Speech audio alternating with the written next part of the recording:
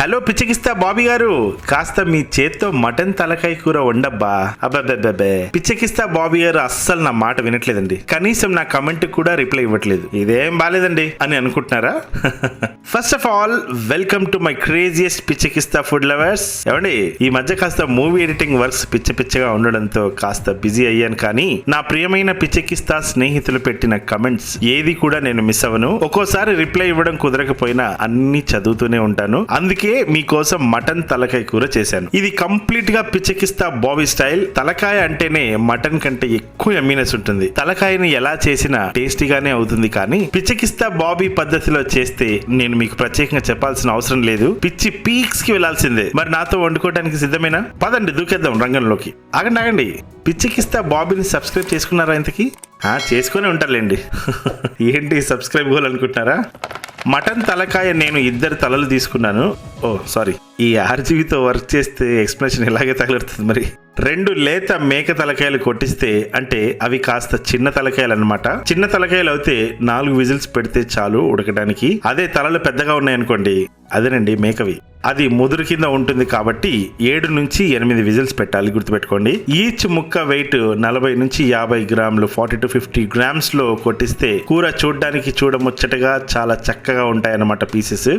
తలకాయని వాళ్ళు నిప్పులో బాగా కాలుస్తారు కాబట్టి దాని మీద బ్లాక్ గా కాస్త లైట్ గా కాలిపోయి ఉంటుంది కదా. అందుకని కాస్త చేత్తో బర్రా అని రుద్ది కడిగితే కూర చేదవ్వకుండా ఉంటుంది. సో నేను కడిగేసుకున్నాను శుభ్రంగా. 2 తలలు తీసుకుంటే మీట్ 1.5 kg వచ్చింది కాబట్టి దానికి మనం కావాల్సినవి తీసుకుందాం. 4 మీడియం సైజ్ ఆనియన్స్, అంటే మొత్తం కలిపి 200 గ్రాములు, మాక్సిమం 1/2 కిలో తీసుకోవచ్చు, అంటే 250 గ్రామ్స్. వీటిని పానీపూరికి వాళ్ళు ఆనియన్స్ ఇస్తారు కదా, అలాగా చిన్నగా కట్ చేసుకోవడానికి నేను ఈ యంత్రాన్ని వాడుతున్నాను. చాలా ఈజీగా ఈ యంత్రంతో ఒక్క 4 సార్లు తిప్పామంటే ఇదిగోండి ఎంత బాగా కట్ అవుతాయి. ఇది మీకు కూడా కావాలంటే కింద నా డిస్క్రిప్షన్ లో పెట్టాను, హ్యాపీగా కొనేసుకోండి. లాస్ట్ టైం కూడా దీని గురించి చెప్పాను అనుకుంటాను. అండ్ నేను వాడేటివి ప్రతి వస్తువు కూడా, ఇంక్లూడింగ్ కెమెరా స్టాండ్, లైట్ అన్ని కూడా ప్రతి వీడియోలో డిస్క్రిప్షన్ లో లింక్స్ పెట్టాను, చూసుకోండి. ఇప్పుడు చింతపండు తీసుకుంటున్నాను. 1.5 kg అయితే 2 పెద్ద లెమన్ సైజ్ అంత తీసుకోవాలి. 1.5 kg వండటానికి 5 లీటర్స్ ప్రెషర్ కుక్కర్ కంపల్సరీ కావాల్సిందే. ఈ ప్రెషర్ కుక్కర్ లింక్ కూడా కింద పెట్టాను, కావాలంటే కొనుక్కోండి. కాంబో ఇస్తున్నాడు, సూపర్ ఉన్నాయి కుక్కర్స్. ఓకే,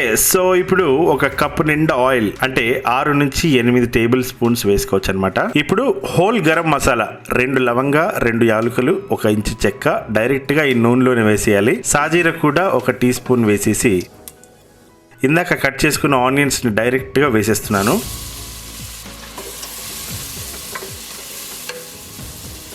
లైట్ గా గోల్డెన్ కలర్ వస్తే చాలు.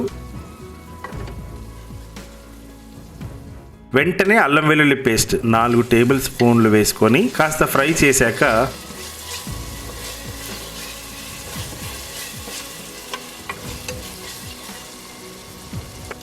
పసుపు 1 టీ స్పూను, ఉప్పు కూడా వేసుకొని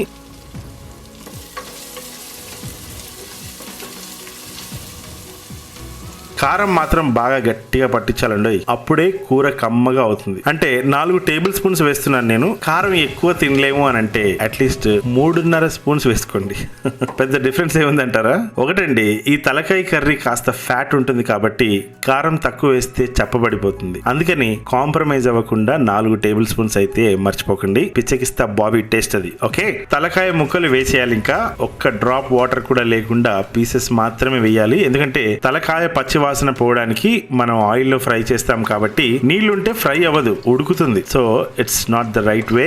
అయితే ముక్కలు వేశాక ఫ్రై చేయాల్సిన సమయం 10 నిమిషాలు మీడియం ఫ్లేమ్ లో, అది కూడా మూత తీసి మాత్రమే. సో స్టార్టింగ్ 2 నిమిషాలు కాస్త దీన్ని ఉప్పు కారాలు బాగా కలిసేలాగా కలపాలి. ఎందుకంటే పెద్ద నీచు స్మెల్ ఏమి ఉండదు, కానీ ముక్క నూనెలో ముందుగా ఉడికితేనే ముక్కకు టేస్ట్ అనేది వస్తుంది. అవును, ఇక్కడ ఏంటి అసలు ఆయిల్ కనిపించట్లేదు అనుకుంటున్నారా? ఆయిల్ మనం వేసుకుంది తక్కువే, 1 కప్పు, అంటే 1.5 kg కదా మరి టోటల్ వెయిట్. సో కారం పొడి వేసి జస్ట్ 90 సెకండ్స్ 90 సెకండ్లు మాత్రమే లో ఫ్లేమ్ లో ఫ్రై చేస్తే చాలు. ఇక్కడ అందరూ మిస్ అయ్యేది ఏంటంటే కాస్త మాడిపోయిన టేస్ట్ సంకనాకిపోద్ది. అందుకని సబ్స్క్రైబ్ చేసుకోవాలన్నమాట. ఇలా ముక్కలన్నీ ఈవెన్ గా ఫ్రై అయ్యాక, అంటే ఆల్మోస్ట్ 10 minutes తర్వాత 800 ml వాటర్ పోసుకోవాలి. కరెక్ట్ గా అదే మెజర్మెంట్, అంటే లీటర్ కి 1 గ్లాస్ తక్కువ.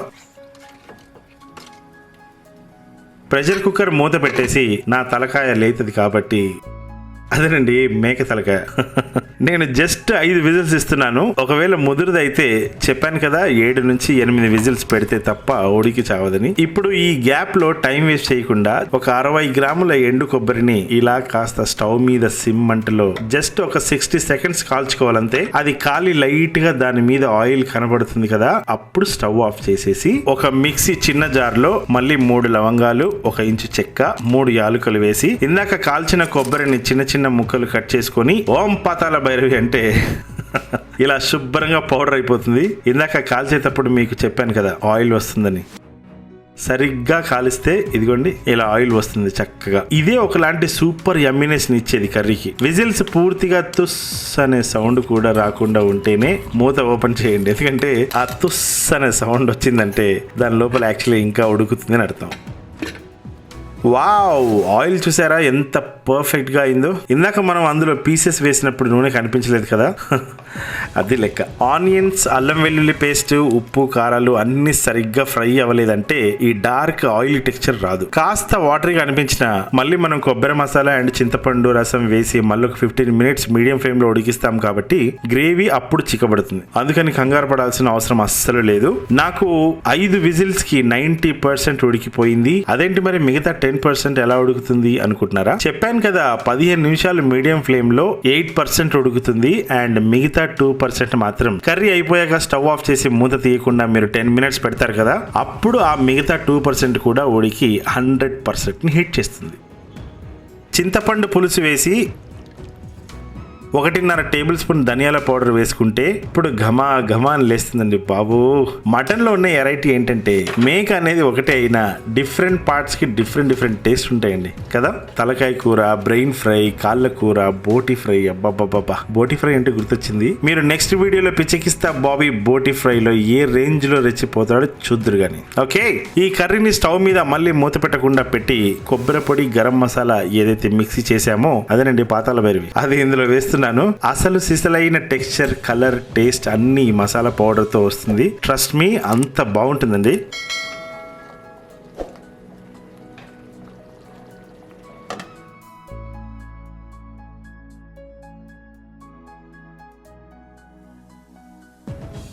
గ్రేవీ చూసారా థిక్గా అవడం స్టార్ట్ అయింది.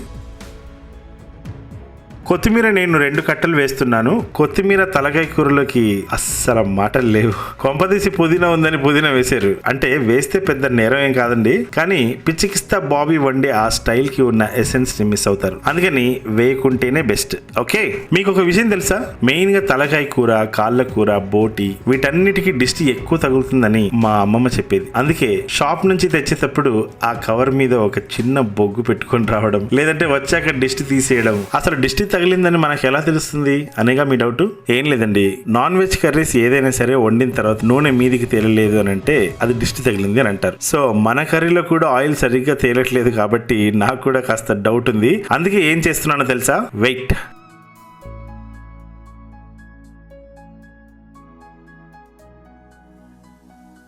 ఇరుగు దిష్టి, పొరుగు దిష్టి, ఆ మటన్ షాప్ వాడి దిష్టి.